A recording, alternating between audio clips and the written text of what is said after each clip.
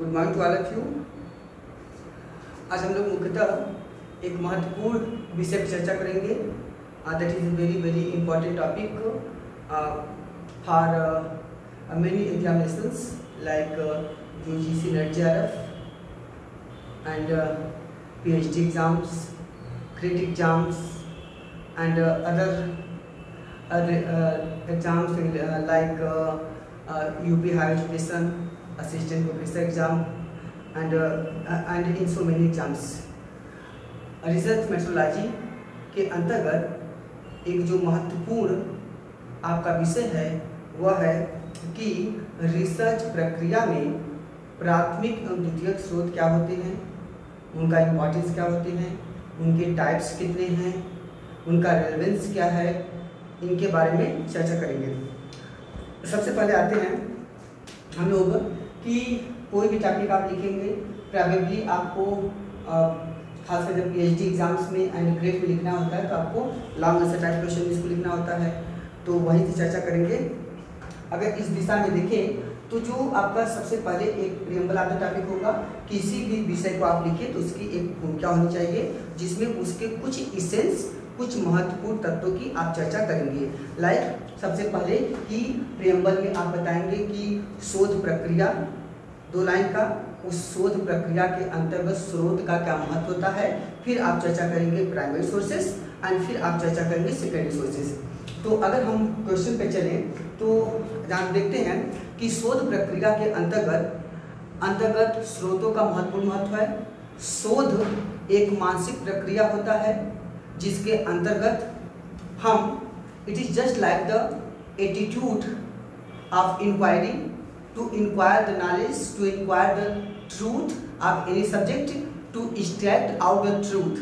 हम शोध प्रक्रिया के अंतर्गत सत्य को उद्घाटित करते हैं, हम शोध प्रक्रिया के अंतर्गत ज्ञान का परिमार्जन करते हैं, हम शोध प्रक्रिया के अंतर्गत ज्ञान का परिवर्धन करते हैं। यह शोध प्रक्रिया 2 डायमेंशनल होता है।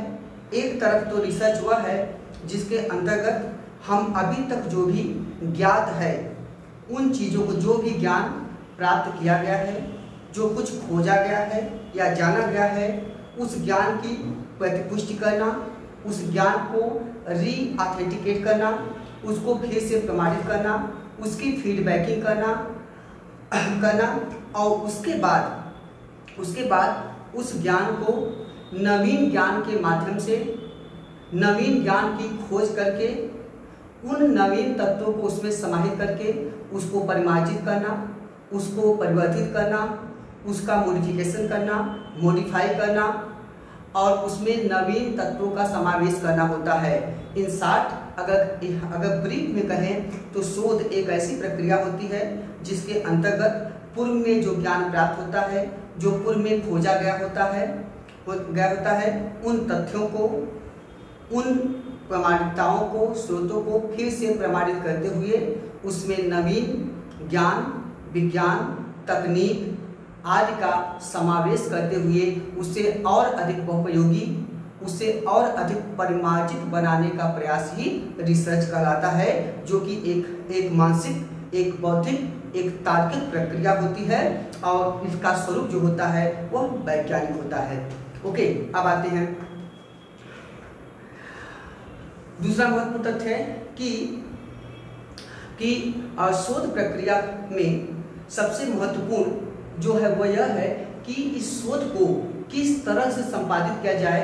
तो शोध को संपादित करने के लिए हमारे पास सोर्सेज होने चाहिए, हमारे पास डेटा होना चाहिए, हमारे पास एविडेंसेस होने चाहिए, साक्ष्य होने चाहिए। उसी के आधार पे हम अपने शोध प्रक्रिया को आगे बढ़ा सकते हैं। अब इस रिसर्च की प्रक्रिया में स्रोतों का इसीलिए बहुत ज़्यादा महत्व होता है क्योंकि स्रोतों की व्याख्या पर ही आपका रिसर्च या शोध प्रक्रिया पूरी तरह से संपादित होता है और पूरी तरह से आधारित है। तो कह सकते हैं डेटा जो है this is the essential part of the research process, क्योंकि हमारा रिसर्च, हमारा जो हाइपोथेसिस होगा वह सब इसी शोध प्रक्रिया पर आधारित होता है। और उसका मूल आधार क्या होता है? हमारा मूल आधार होता है डेटा, मतलब आपका डेटा का सिलेक्शन, डेटा का कलेक्शन एंड डेटा प्रोसेसिंग। उसके बाद इस माध्यम से हम डेटा के आधार पर रिसर्च राइटिंग, थीसिस राइटिंग करते हैं। ओके, अब शोध के अंतर्गत जितने भी हम स्रोतों का प्रयोग करते हैं, जितने उनमें से जो भी डेटा का प्रयोग करते हैं, याद रखिएगा डेटा जो है आपका, यह पढ़ते हैं डेटा, लिखते हैं डाटा, ठीक है, और इसका यह प्लूरल फॉर्म होता है, इसका सिंगुलर होता है डेटम, या आ सकता है DATUM, डेटम जो है इसका सिंगुलर फॉर्म होता है।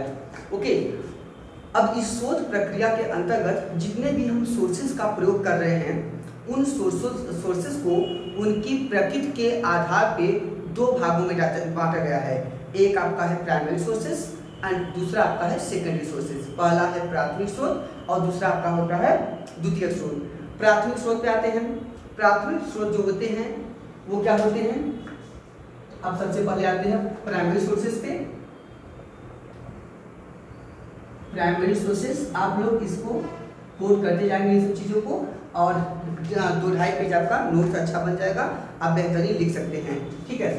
जो प्राइमरी सोर्सेज होते हैं ये क्या होते हैं, ये फंडामेंटल सोर्स होते हैं, ये मूल स्रोत होते हैं, ये मौलिक स्रोत होते हैं, ये प्राथमिक होते हैं, ये प्राथमिक होते हैं, ये प्रमाणित स्रोत होते हैं, ये आपके प्रमाणित स्रोत होते हैं। तो ये जो स्रोत हैं ये कई दृष्टिकोण से आपके महत्वपूर्ण हैं। इनकी महत्ता के कारण ही इनको हम लोग प्रधान स्रोत भी करते हैं। प्रधान स्रोत निश्चित तौर से सेकेंडरी सोर्सेज का हो जाएगा गौण स्रोत। तो ये प्रधान स्रोत है, मूल स्रोत है, प्रमाणित स्रोत है आदि। ऐसे स्रोत जो होते हैं वह लेखक, गवेषक, इतिहासकार, शोधकर्ता या अनुसंधानकर्ता, जो भी कहे सबकी प्रकृति एक है। ऐसे लोग जो कि खोज करते हैं, शोध करते हैं आदि। एक लेखक भी शोध करके, रिसर्च करके, खोज करके कोई चीज लिखता है। एक आपका जो रिसर्चर होता है जिसको कहते हैं गवेषक, जिसको आप कहते हैं गवेषणा करने वाला, जिसको आप कहते हैं रिसर्चर, जिसको आप कहते हैं शोधकर्ता। तो वह जो शोधकर्ता होता है या गवेषक, रिसर्चर होता है, वह जब अपने स्वयं के प्रयासों से मूल स्रोतों को इकट्ठा करता है, उनको प्राप्त करता है, उनका कलेक्शन करता है, उनका सिलेक्शन करता है, उसके बाद उनका प्रोसेसिंग करता है, और फिर प्रोसेसिंग करने के बाद उनको एनालाइज करने के बाद उन स्रोतों का प्रयोग करता है। आगे अभी एक वीडियो पढ़ाएंगे आपको, जिसमें हम आपको बताएंगे कि इसको कैसे आप रिसर्च रिपोर्ट बनाते हैं, कैसे इसको लिखते हैं ओवरऑल, ठीक है। चलिए अगला आते हैं हम लोग।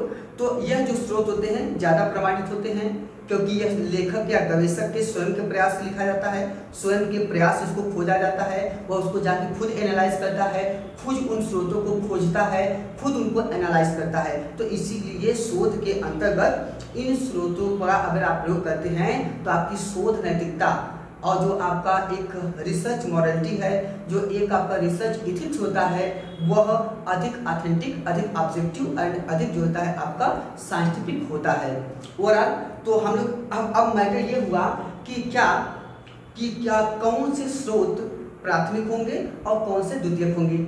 मैटर ये है कि कोई भी स्रोत हो वह अपनी प्रकृति के आधार पर, अपनी विशेषताओं के आधार पे और अपनी प्रामाणिकता के आधार पर वह प्राथमिक और द्वितीयक हो सकता है।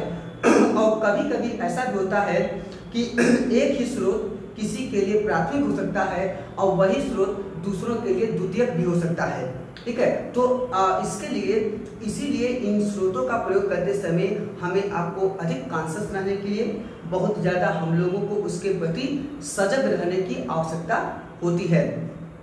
अब आते हैं, फिर भी अगर हम देखें तो कुछ ऐसे विधाएं हैं, पद्धतियां हैं जिनके आधार पे कह सकते हैं कि ये स्रोत जो होते हैं वो प्राथमिक के अंतर्गत ही आते हैं। ओके, तो चलिए चर्चा करते हैं। हम लोग स्टार्ट करेंगे कि अब आपने देखा preamble of the topic, second आपके प्राथमिक स्रोत क्या होते हैं। अब now we will discuss about the some types of the primary sources. कुछ जो प्राइमरी सोर्स हैं उनके कौन कौन से प्रमुख प्रकार होते हैं, उन पे हम लोग मुख्यतः आपका चर्चा करेंगे। अब जैसे हमने कह दिया कि लेखक के स्वयं के प्रयास से हो, प्रमाणित हो, मौलिक हो, प्रधान स्रोत हो, तो इनको प्राथमिक कहते हैं। अब देखिए इनमें सबसे पहला क्या है, प्राथमिक स्रोत में सबसे जो पहले आते हैं वे आते हैं आपके समकालीन अभिलेख, जो आपको कहते हैं कंटेम्परेरी आपके रिकॉर्ड्स। जो कंटेम्परेरी रिकॉर्ड्स होते हैं ये महत्वपूर्ण होते हैं। कंटेम्परेरी रिकॉर्ड्स का मतलब ये होता है कि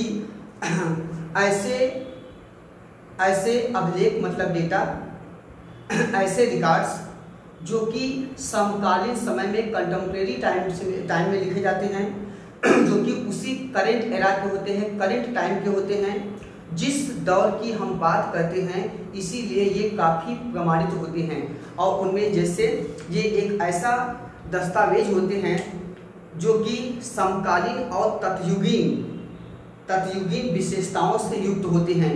इनमें कौन कौन से आते हैं, जैसे कि समकालीन समय में मान लीजिए हम अकबर के काल का इतिहास लिख रहे हैं, मुगल पीरियड का लिख रहे हैं, सल्तनत एरा का लिख रहे हैं। हाँ, मान लीजिए हम प्राकृतिक परिवेश की बात कर रहे हैं, तो उस परिवेश में हमारे पास जो आर्टिफैक्ट्स प्राप्त हो जाए, जो हमारे पास साक्ष्य उस समय प्राप्त हो जाए, तो उसी दौर का अगर साक्ष्य है तो वह कंटेम्परेरी रिकॉर्ड्स माने जाते हैं। जैसे मान लीजिए आपने मान लीजिए हमको कुछ मेडल पीरियड का दस्तावेज चाहिए और हमने पता लगा पानीपत के युद्ध के समय के कुछ रिकॉर्ड्स पाए, हमने जो वहाँ के प्रत्यक्षदर्शी हैं उनके रिकॉर्ड्स को पाया, पानीपत युद्ध के युद्ध को, मराठों के युद्ध को, तो हमने जब उसको यूज़ किया तो वो आपके प्राथमिक स्रोत होते हैं। फॉर इंस्टेंस देखिए, समकालीन अभिलेख में क्या क्या आते हैं, सबसे पहला आता है नियुक्ति पत्र। अगर सरकार के द्वारा, संस्था के द्वारा, ये किसी विषय में आप यूज कर सकते हैं, सरकार के द्वारा, संस्था के द्वारा अगर कोई नियुक्ति पत्र जारी किया जाता है तो उन सबका अगर आप प्रयोग अपने शोध प्रक्रिया के अंतर्गत करते हैं तो they are counted as the primary source. दूसरा आपका है युद्ध क्षेत्र में दिया गया आदेश पत्र। अगर मान लो कि युद्ध क्षेत्र में युद्ध हो रहा है, उस दौर में, उस दौरान कोई आदेश पत्र जारी किया गया है, आदि प्राइमरी सोर्स होते हैं। इसी तरह आपका विदेश मंत्रालय के राजदूत को दिया गया, विदेश मंत्रालय के राजदूत को दिया गया आदेश। अब इन सबको आप अगर कोड करेंगे तो वो आपके प्राइमरी सोर्स माने जाएंगे। इसी तरह इसमें आ सकता है आपका आशुलिपिक और ध्वनि संबंधी अभिलेख, मतलब है कि जो आप शॉर्ट राइटिंग करते हैं वो आपके, तो इसमें आपका हो जाएगा आशुलिपिक और ध्वनि संबंधी। अगर मान लो कोई रिकॉर्ड है, उसका आपका रिकॉर्डेड वर्जन है तो आप उसका प्रयोग कर सकते हैं। ठीक है, आकाशवाणी से कोई चीज प्रकाशित हुआ उसको भी आप कोड कर सकते हैं। आजकल चूंकि बहुत ज़्यादा जब साइबर क्राइम बहुत ज़्यादा बढ़ गया है, बहुत ज़्यादा सोशल मीडिया आ गई है, तो बहुत सारे आपके मैनिपुलेशन होने लगा है, तो अब इन सब का थोड़ा सा प्रयोग जो है बहुत सावधानी पूर्वक करना पड़ेगा। कानूनी तथा व्यापारिक कागजात, कानूनी प्लस व्यापारिक कागजात। अब ये सब जो होंगे, ये जो आएगा आपका, इनके जो दस्तावेज होंगे, व्यापारिक कागज, दस्तावेज, कागजात, ठीक है। अब इन सब का क्या होगा, ये सब जो होंगे जो सरकार संस्था द्वारा जारी किया गया होगा, ये सब आपको माने जाएंगे, ये सब माने जाएंगे प्राइमरी। इसी तरह आपका रोजाना की गतिविधियां, नोटबुक, अगर समकालीन दौर में किसी ने नोटबुक लिखा है ये भी माना जाएगा। अगर किसी ने अपनी डायरी लिखा है ये भी माना जाएगा समकालीन स्रोत में। अगर इसी तरह कुछ लोग रोजाना की गतिविधियां लिखते हैं तो वह भी आपका प्राथमिक स्रोत है। रोजाना की गतिविधियां, इसलिए देखिए कि सरकार रोज के डेटा लिखने के लिए सरकारी अधिकारी कर्मचारी रखती है। बहुत सारे प्राचीन काल में बहुत सारे ऐसे अधिकारी थे जो लोग सरकार का डाटा रखते थे। तो ये सब काम जो होता है हो रहा है, आज हो रहा है। तो ये सब क्या हो जाएंगे, ये सब आपके कंटेम्प्रेरी सोर्सेज हो जाएंगे। ओके, और समकालीन अभिलेख जो हैं सबसे ज़्यादा जान लीजिएगा आपका ऑथेंटिक सोर्सेज होते हैं। इनमें मतलब देखिए त्रुटि की संभावना तो सब में है, फिर भी त्रुटि की संभावना बहुत कम होती है। ठीक है, जैसे मान लीजिए सरकार ने गजट जारी किया, अब सरकार का कोई गजट है जारी किया है तो वो ऑथेंटिक सोर्स माना जाएगा। ओके, चलिए अगला दूसरा आपका है सरकारी दस्तावेज। अब गवर्नमेंट रिकॉर्ड्स, अब गवर्नमेंट कोई भी सरकार या संस्था अपना कोई रिकॉर्ड अगर जारी करती है, कोई भी सरकार या संस्था अगर अपना रिकॉर्ड जारी करती है तो वो क्या होती है, वो सब भी आपके प्राथमिक स्रोत होते हैं। ठीक है, इनका मूल आधार क्या होता है, जब इनके सरकार की तरफ से, संस्था की तरफ से इनके बहुत सारे आंकड़े सार्वजनिक किए जाते हैं। जैसे फर्स्ट सिंपल एक उदाहरण है, जैसे भारत सरकार प्रतिवर्ष एक किताब जारी करती है जिसका नाम है भारत। अब भारत में क्या है, जब आप भारत का अध्ययन करेंगे तो इसमें क्या होता है, इसमें भारत सरकार की प्रमुख नीतियाँ, भारत सरकार की प्रमुख योजनाएं, भारत सरकार के वित्तीय आंकड़े, भारत सरकार के लेखा के संबंधित आंकड़े, जैसे मनरेगा में सरकार ने कितना पैसा खर्च किया, सरकार ने बजट कितना जारी किया, सरकार की कौन कौन सी योजना है, हाँ स्वयंबला योजना में क्या कर रही है, महिलाओं के सशक्तिकरण के लिए क्या कर रही है, सर कौन कौन से हमारे यहाँ प्रौद्योगिकी हैं, कौन कौन से वैज्ञानिक उपकरण प्रयोग किए जा रहे हैं, कौन कौन से टूल्स एंड टेक्निक्स का आविष्कार किया गया, ये सब पूरा का पूरा जो डेटा होगा आपका यहाँ पे आएगा। कितने यूनिवर्सिटीज़ हैं, कितने सेंट्रल यूनिवर्सिटीज़ हैं। अब ये रिकॉर्ड जो होगा वह अन्य के अपेक्षाकृत एकदम ऑथेंटिक माना जाएगा। अगर कोई विवाद होगा तो ये आंकड़े ऑथेंटिक माने जाएंगे। तो ये क्योंकि सरकारी दस्तावेज होते हैं, तो ये सब में होते हैं आपके, जैसे सरकार जनगणना का आंकड़ा जारी करती है, सरकार आपका बजट के आंकड़े जारी करती है, तो ये सब आपके क्या हैं, ये सभी जो होते हैं सरकारी दस्तावेज। जैसे सरकार ने हमने कहा गजट जारी किया, अब सरकार का जो गजट है वो प्रमाणित माना जाएगा। अब वित्तीय आंकड़े हैं वो भी प्रमाणित माने जाएंगे। अब आप इन सबको लेके कुछ भी कर सकते हैं, इन सबको कहीं भी यूज कर सकते हैं, ये मान जाएंगे सरकारी आंकड़े। देखिए संसद में भी करते हैं कि आपका जो आंकड़ा है उसमें ये है वो है ना। तो अब इसका मतलब है कि ये सब जो है प्रतिवेदन, जो रिकॉर्ड्स हैं ये काफ़ी हद तक ऑथेंटिक होते हैं, इसीलिए इनका अगर प्रयोग शोध में करते हैं तो ये आपके प्राइमरी सोर्सेज माने जाएंगे। अगला आते हैं सार्वजनिक प्रतिवेदन। अब जो सार्वजनिक प्रतिवेदन का मतलब होता है कि आपका सरकार के द्वारा जो पब्लिक प्रपोजल्स होते हैं पब्लिक के बीच में जारी किए जाते हैं। जैसे आपका हो जाएगा पब्लिक प्रपोजल्स। ओके, अब पब्लिक प्रपोजल्स जो हैं ये क्या होते हैं, ये भी सरकार के दस्तावेज होते हैं, लेकिन अब क्या होते हैं कि ये अलग अलग माध्यम से आपको मिलते हैं। जैसे मान लीजिए इसमें आपका आ गया कि सार्वजनिक है ना, तो अब सार्वजनिक चीज़ों में क्या है कि कुछ सरकारी आंकड़े भी हो सकते हैं और साथ ही साथ जो है कुछ ऐसे मल्टीमीडिया के दौर में कुछ ऐसे माध्यम से हैं, कुछ ऐसे चैनल्स हैं जिनके माध्यम से आपको पूरे सार्वजनिक सभी लोगों को कुछ न कुछ सूचनाएं प्राप्त होती रहती हैं। यद्यपि ये पूरी तरह से ऑथेंटिक तो नहीं हो सकते हैं क्योंकि इनमें बहुत सारा मैनिपुलेशन और बहुत सारी जो होती है पार्शियलिटी देखने को मिलती है। फॉर एग्जांपल जैसे न्यूज एजेंसियाँ, न्यूज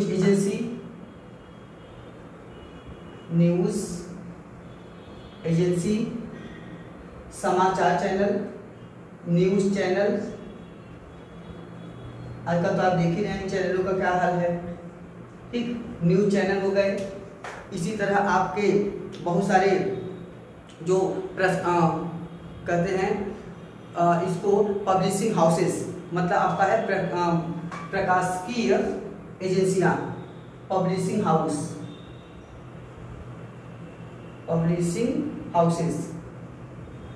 अब ये सब क्या हैं, बहुत सारे मल्टीमीडिया के दौर में तो आपके बहुत सारे ऐसे माध्यम हो गए, मीडियम हो गए हमारे पास जिनके माध्यम से बहुत सारे समाचार, बहुत सारे न्यूज़, बहुत सारी चीज़ें आपको लगातार प्रोवाइड की जा रही है। लेकिन चूंकि क्या प्रॉब्लम है कि ये काफ़ी हद तक अगर ये निष्पक्ष रहें तो निश्चित तौर से आप इनको प्राथमिक रूप में प्रयोग कर सकते हैं, लेकिन फिर भी इनके प्रयोग में आपको सावधानी बरतने और उनके प्रति अतिरिक्त सजगता, ठीक है, एक एक्स्ट्रा अवेयरनेस आपको चाहिए इनका प्रयोग करते समय। ठीक है, आजकल तो सार्वजनिक सूचना इतना ज़्यादा आपको व्हाट्सएप, फेसबुक और ट्विटर, इंस्टाग्राम पे मिल रहा है, तो ये बहुत सारी बातें जो हैं मैनिपुलेट करके लोगों के सामने उपस्थित की जा रही हैं। इसीलिए इनके प्रयोग करते समय आपको अब सावधानी बरतने की आवश्यकता है।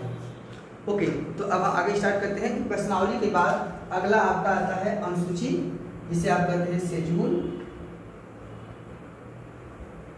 शेड्यूल मतलब आपका हो गया अनुसूची। अब अनुसूची में क्या है, देखिए अनुसूची की प्रक्रिया क्या होती है। मान लीजिए आपको शोध कर रहे हैं, आपको शोध करने ने कहा कि कोई आंसर या सर्वे आप कर रहे हैं, आपको आंसर दूसरों को पूछना है, या आपने कोई डेटा आपको चाहिए, उस डेटा के अंतर्गत आपको दूसरे का ओपिनियन जानना है, तो आपने कुछ क्वेश्चन बना लिया। ठीक, ये कहते हैं क्वेश्चन बना लिया।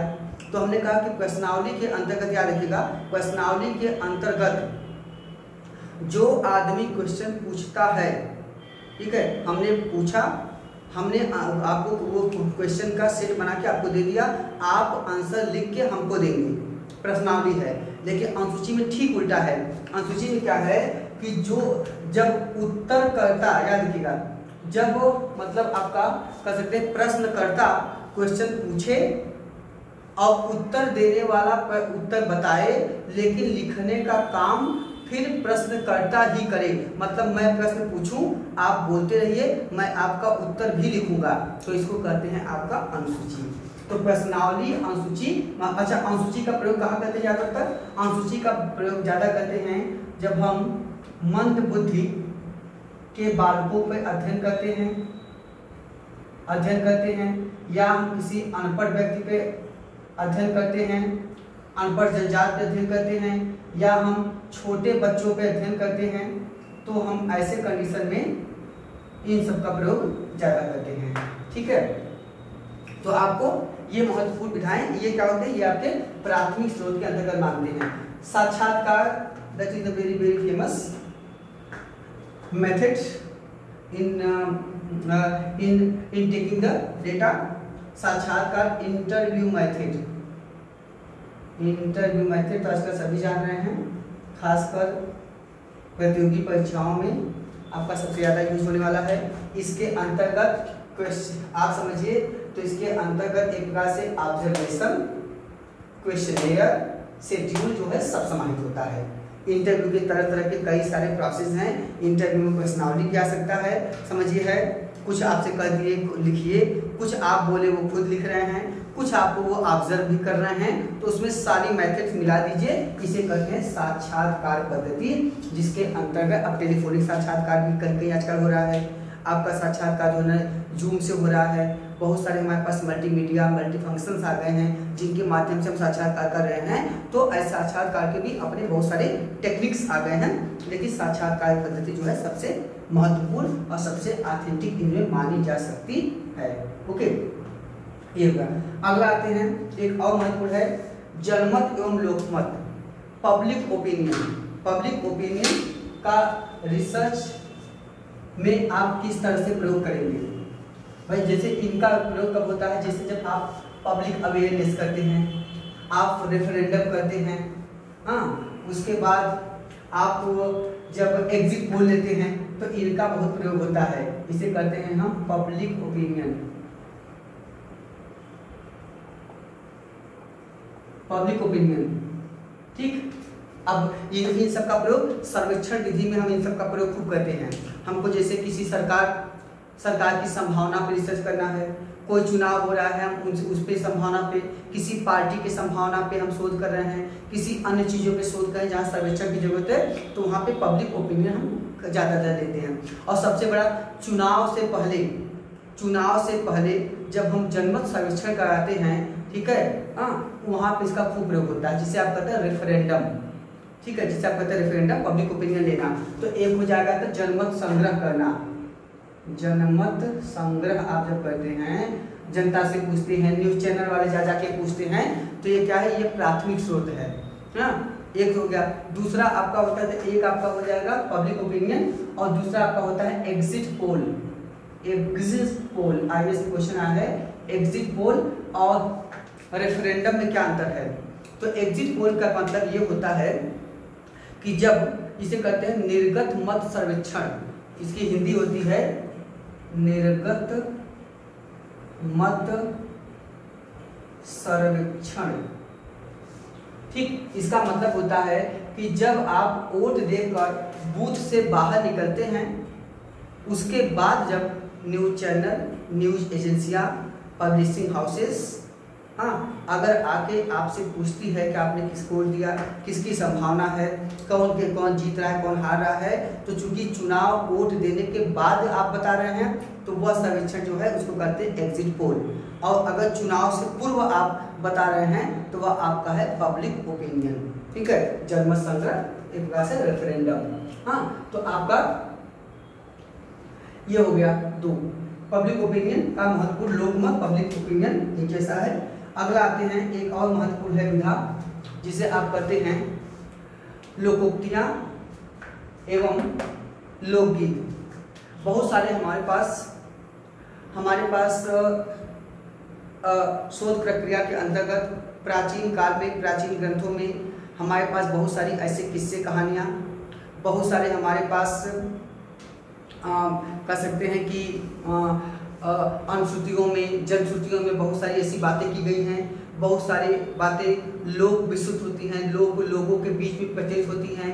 उन सब कहानियों से भी हम बहुत कुछ लेकर उसका प्रयोग इतिहास लेखन में कर सकते हैं। फॉर इंस्टेंस, जैसे सिंपल सा उदाहरण है कि कहाँ राजा भोज कहाँ गंगू तेली, तो राजा भोज और गंगू तेली की जो कहानी है आप वहाँ पे लिख सकते हैं राजा भोज का क्या अभिप्राय है, और गंगू तेली का मतलब सामान्य जीवन का, सामान्य व्यक्ति जिसके पास संसाधन न हो वो क्या है। इसी तरह आप बहुत सारी कहावतें बची थी, जैसे आधा उधर की बहुत सारी कहानियाँ हैं, रासो साहित्य बहुत सारी कहानियाँ हैं, साका साहित्य बहुत सारी कहानियाँ हैं।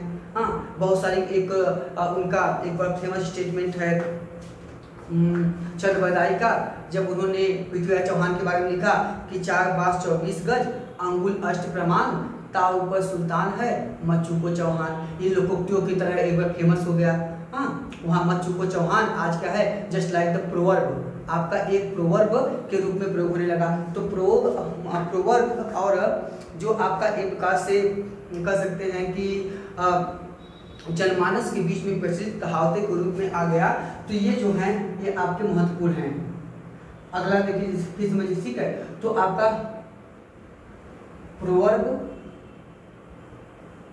एंड जो फाक कल्चर्स, फाक आर्ट्स, फाक स्टेटमेंट्स के रूप में प्रचलित हो गए हैं, वो सब आपके बड़े फेमस है। एक और समझ देखते हैं, जैसे आपने उनमें पढ़ा, जब आप सल्तनत काल में फिरोजा जो अलाउद्दीन खिलजी की पुत्री थी, और बीरम देव जो कांडदेव के पुत्र थे जालोर के, उनके प्रेम संबंध के बारे में बहुत कुछ लिखा पढ़ा गया।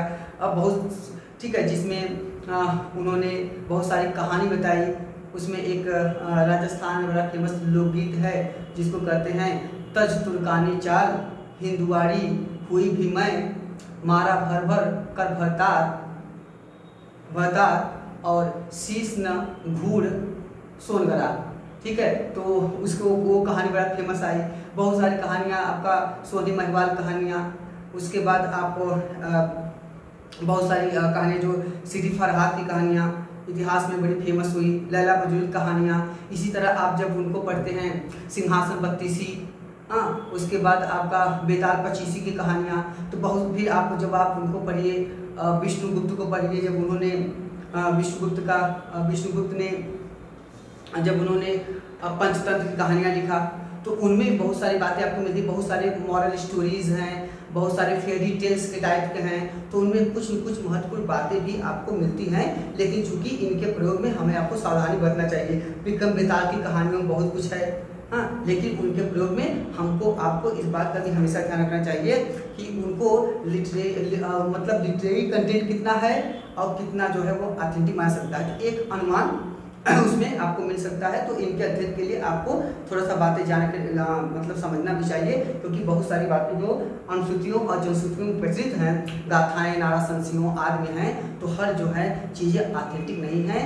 एंड एवरीथिंग और every statements and every incident that have been given in these books are not using the parameter of historicity. पूरी तरह से ये लोग ऐतिहासिक परिदृश्य ऐतिहासिक पैरामीटर का पालन नहीं करती हैं, इसीलिए पूरी तरह से इनको ऐतिहासिक स्रोत भी नहीं मान सकते हैं। लेकिन फिर भी बहुत सारी बातें इनका जो है प्राथमिक स्रोत के रूप में प्रयोग किया सकता है। हमने भी पहले ही कहा था कि बहुत सारी चीज़ें ऐसी हैं जो अपने प्रकृति के अनुसार प्राथमिक भी हो सकती हैं और द्वितीयक भी हो सकती हैं, वो उनके कंटेंट पर निर्भर करता है। अगला देखते हैं कलात्मक स्रोत। These are the very important source. Art and architecture कर सकते हैं, art and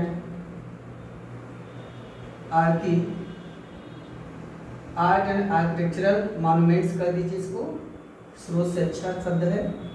art and architectural monuments कला और स्थापत्य से संबंधित दस्तावेज, प्रपोजल्स, कलात्मक सामग्रियाँ, ठीक है, जो आर्टिस्टिक आपके मॉन्यूमेंट्स हैं, जैसे अभिलेख हो गया, जैसे मंदिर हो गए, जैसे भवन हो गया, स्थापत्य संरचना हो गया, हाँ, बहुत सारे टेक्निक्स हो गए, इनसे आपको इतिहास वाली जानकारी मिलेगा। ताजमहल बना, रौज़ा क्या है, मुनव्वर क्या है, इसका मूल नाम है रौज़ा मुनव्वर। अब रौज़ा की तकनीक क्या होती है, बुर्ज शैली क्या होती है, बुर्जी शैली क्या होती है, सहतीब शैली क्या है, हाँ, उसके बाद हनीकोमिंग सिस्टम क्या है, अरबेस्क शैली क्या है, पच्चीकारी क्या है, गच्चीकारी क्या है। बहुत सारे ऐसे मॉन्यूमेंट्स लिखे गए, जैसे आपका पिरामिड हो गया, मम्मी हो गया, ये सब ऐसे कलात्मक सामग्रियां हैं, मॉन्यूमेंट्स हैं, जिनसे आपका इतिहास और जिनसे आपकी कलात्मक सामग्रियों आज के बारे में जानकारी के साथ साथ हमको बहुत सारे डेटा ऑथेंटिक मिल जाते हैं, और जिनका प्रयोग आप अपने शोध प्रक्रिया के अंतर्गत कर सकते हैं, और उसके माध्यम से अपनी ऐतिहासिक चित्र हैं, इमारतें हैं, ऐतिहासिक वास्तुकला है, ऐतिहासिक मूर्तियां हैं, सिक्के हैं, बहुत सारी चीज़ें हैं जिनका प्रयोग आप अपने रिसर्च प्रक्रिया के अंतर्गत कर सकते हैं। ओके, तो ये आपके जितने थे वो सब आपके प्राथमिक सोर्स थे। Now we will discuss about the secondary sources of history.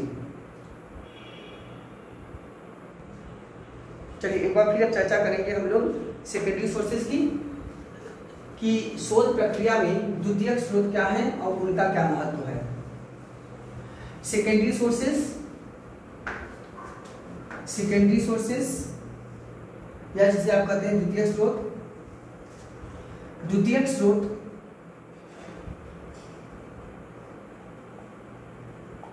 या सेकेंडरी सोर्सेस, आपको अगर इसका मैटर चाहिए तो हम आपको रिटर्न मैटर इसका दे देंगे, आप हमको व्हाट्सएप कर दीजिएगा 93 36 52 फिर 52 18 आनंद पांडे, ठीक है। चलिए ऐसा करेंगे, या आप चाहें तो हमारे टेलीग्राम चैनल भी ज्वाइन कर लीजिएगा अगर मूड होगा तो, history with Anand Pandey. Okay, चलिए द्वितीय स्रोत को हम सहायक स्रोत या गौण स्रोत भी कहते हैं, क्योंकि ये सहायता करते हैं। ये एक प्रकार से कोऑपरेटिव हेल्पिंग सोर्सेज होते हैं, उतने ज़्यादा ऑथेंटिक नहीं होते हैं। ओके, तो द्वितीय स्रोत जो होते हैं यह प्राथमिक स्रोत तक पहुंचने में, ये ऐसे स्रोत होते हैं जो हमको प्राथमिक स्रोत तक पहुंचने में सहायक होते हैं। ये स्रोत प्राथमिक स्रोतों के आधार पर लिखे जाते हैं, इसलिए प्राथमिक स्रोत जैसे ऑथेंटिक नहीं होते हैं।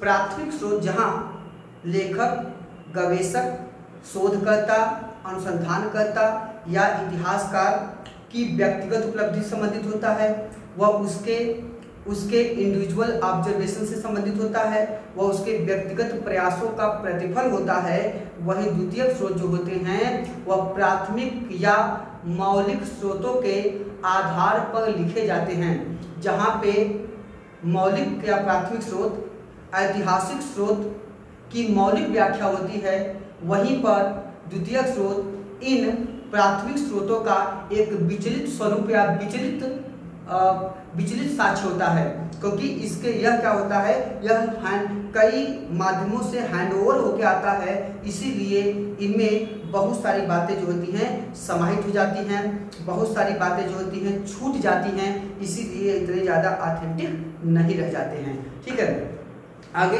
ठीक है, तो जहाँ पर प्राथमिक स्रोत अधिक विश्वसनीय होते हैं, वहाँ पे ये उतने विश्वसनीय, उतने ऑथेंटिक, उतने वैज्ञानिक, वस्तुनिष्ठ या निष्पक्ष नहीं होते हैं जितने कि प्राथमिक स्रोत होते हैं। इसीलिए इतिहासकार को, शोधकर्ता को, अनुसंधानकर्ता को हमेशा ज़्यादा से ज़्यादा अपनी शोध प्रक्रिया को मौलिक बनाने के लिए प्राथमिक स्रोतों पे डिपेंड रहना चाहिए।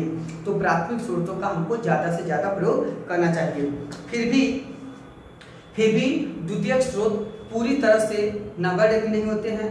द्वितीयक स्रोत का भी इम्पोर्टेंस, अपना रेलेवेंस है। जैसे प्राचीन काल के जो ग्रंथ हैं, समकालीन जो ग्रंथ हैं, उनके आधार पे कुछ व्याख्या किया गया, कुछ लिखा गया, तो वे सभी द्वितीयक स्रोत हैं। प्रारंभिक समकालीन ग्रंथों के आधार पर कुछ लिखा गया तो वे द्वितीयक ग्रंथ हैं, द्वितीयक सामग्री हैं, लेकिन फिर भी इनका महत्व होता है और इनके महत्व से इम्पोर्टेंस इनका नहीं कह सकते। सबसे बड़ी बात कि जो प्राथमिक स्रोत होते हैं उन तक पहुंचने के लिए द्वितीयक स्रोत एक प्रारंभिक पायदान या प्रारंभिक सोपान का काम करते हैं। इनका सबसे बड़ा महत्व है कि भाई आप मान लीजिए आपको पानीपत युद्ध हुआ, पानीपत में ही कहा जाए कि महत्वपूर्ण युद्ध क्यों हुआ, पानीपत की भौगोलिक स्थिति का अध्ययन करेंगे तो 2-4 आप सेकेंडरी किताबें पढ़ेंगे, जानेंगे, तब आप जाएंगे चलिए पानीपत का देख ले भौगोलिक स्थिति क्या है, पानीपत कहाँ है, तो बहुत कुछ जानकारी इनसे मिल जाएगी। फिर जाके उस पर शोध कीजिए। जैसे आपको हड़प्पा सिविलाइजेशन को देखना है, रिविजिट करना है, तो आप पहले इनके बारे में कुछ जान लीजिए द्वितीय स्रोतों से, और फिर जाके आप उसको एनालाइज कीजिए, उसके बारे में ऑथेंटिक इन्फॉर्मेशन लीजिए, उन बातों को फिर से प्रतिपुष्ट कीजिए, री ऑथेंटिकेट कीजिए, उसकी फीडबैकिंग कीजिए, तो आपके पास प्राथमिक स्रोत क्या है, उस सोपान का आपके पास उस